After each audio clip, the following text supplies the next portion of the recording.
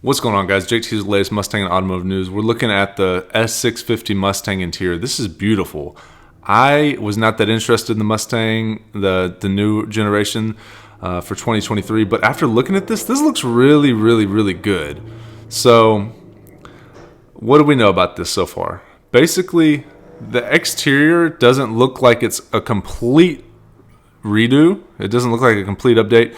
It looks like they've taken it and updated some of it. So we'll get to the exterior in a second. Let's first look at the new interior shots. So the first thing right off the bat that you're going to notice is that the display is facing you. So on your right side by the console, it's angled towards the driver oriented heads up display and HVAC and all this stuff, right? So right in front of the shifter.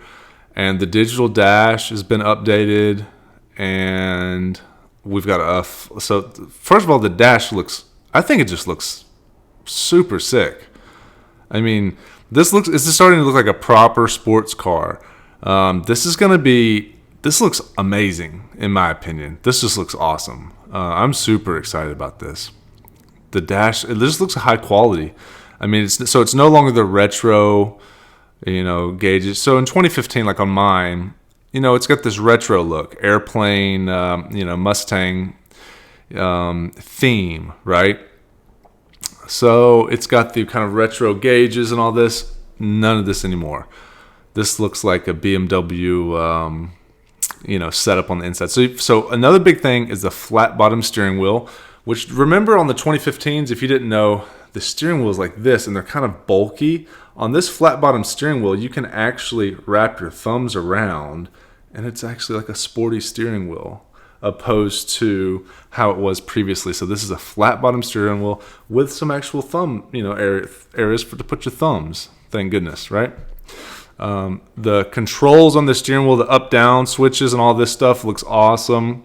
And like I said, just the fact that you have a flat bottom, nice steering wheel and that center console screen and the HVAC is tilted towards you just a little bit, kind of like in the old Supra, kind of like in the new Corvette. It's not that extreme. You're not in a racing seat but when they put the Recaros in there with some of this stuff, it keeps getting sportier and sportier and sportier. So let's scroll down. Let's see what else we can see. I mean, I'm really digging this. I thought that I would not be interested in this vehicle at all, coming from a 2015 Mustang GT, and not thinking that it'd be that big of an update or an upgrade. But after looking at this, I can see they're using still the same icons to display and describe the different mode settings for exhaust, traction control. And it looks like the digital climate control is going to be on the center stack, the thing that's going to be angled towards the driver. Below that is the air conditioner outlets, heat and air outlets. And it's probably just more user friendly.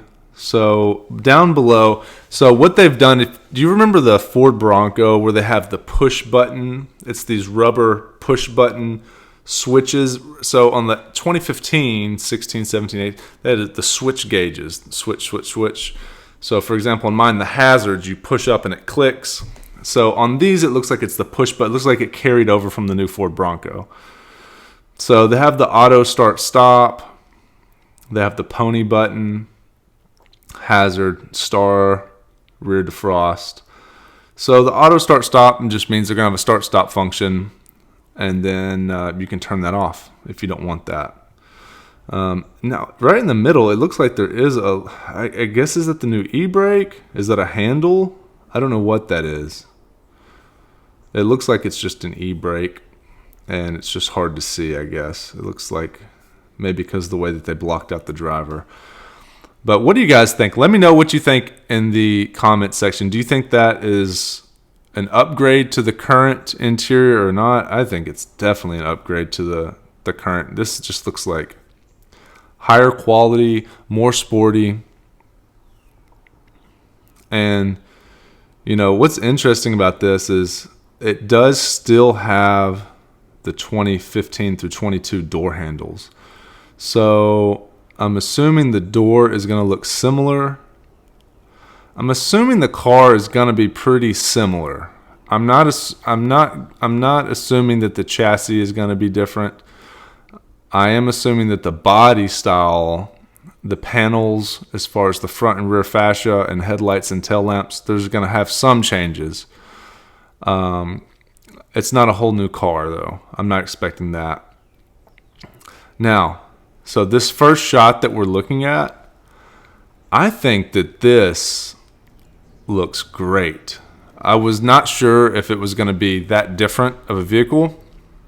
But after looking at this, you can definitely tell that the front fascia is more aggressive. The splitter, you can see the splitter. The wheel and tire package is fairly aggressive. There's just something about the vehicle that does look, combine that with the dash, and I think you're going to actually have a really, really good product. I'm excited about it. It looks more aggressive, and the interior is more aggressive, more modern. I would say the interior is more modern. Now, there's rumors of an all-wheel drive system and a hybrid system. They're going to keep the manual transmission, as far as I know. That 10-speed auto is a lot of fun to drive, though, just a heads up. So, guys, what do you think about the interior and the exterior? Now, we've got quad exhaust. There's been some photos of one with single exhaust as well. And I'm actually starting to get excited for this. I would trade in my 15 for the 23, 24.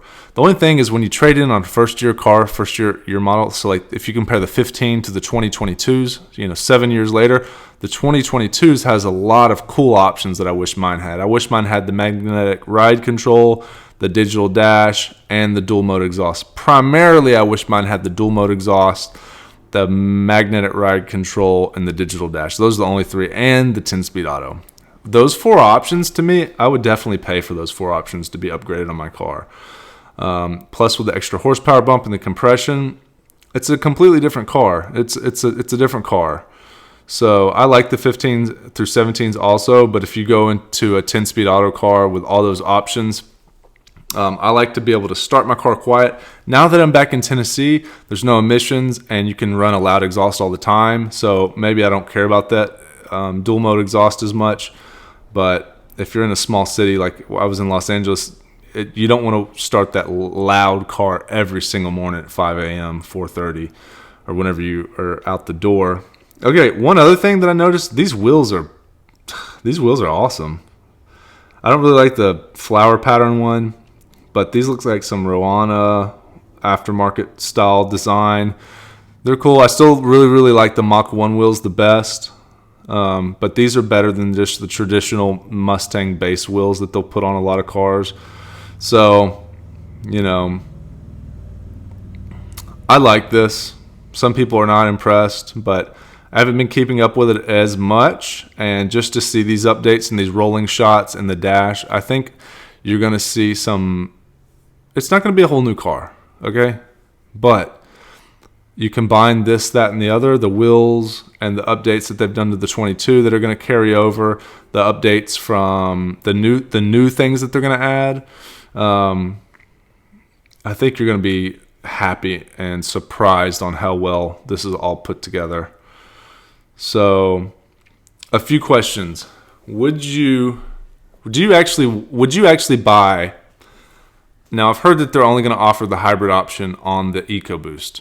So, would you spend the money on the EcoBoost hybrid or on the GT? Which would you prefer? I think most of you guys watching my videos would prefer the GT over the EcoBoost hybrid. Let's say the EcoBoost hybrid was 400 horsepower and the GT was 480. You guys are going to obviously pick the GT, right? The next option, what if the EcoBoost hybrid has all-wheel drive and the GT doesn't? 400 horsepower, 10-speed auto, paddle shifters, all-wheel drive with the hybrid. Let's say it gets 30 city miles per gallon. and it starts at 45, and the GT loaded is like 50, 55, something like that. There's 5 or 10,000. Would you prefer the EcoBoost Hybrid all-wheel drive or the GT? What do you guys think? And are you excited about all the new dash, the interior, the exterior? Are you excited for it, or do you think it's a flop? Let me know if you like the video, like it, and subscribe if you would like to see more Mustang and automotive news. Thanks for watching.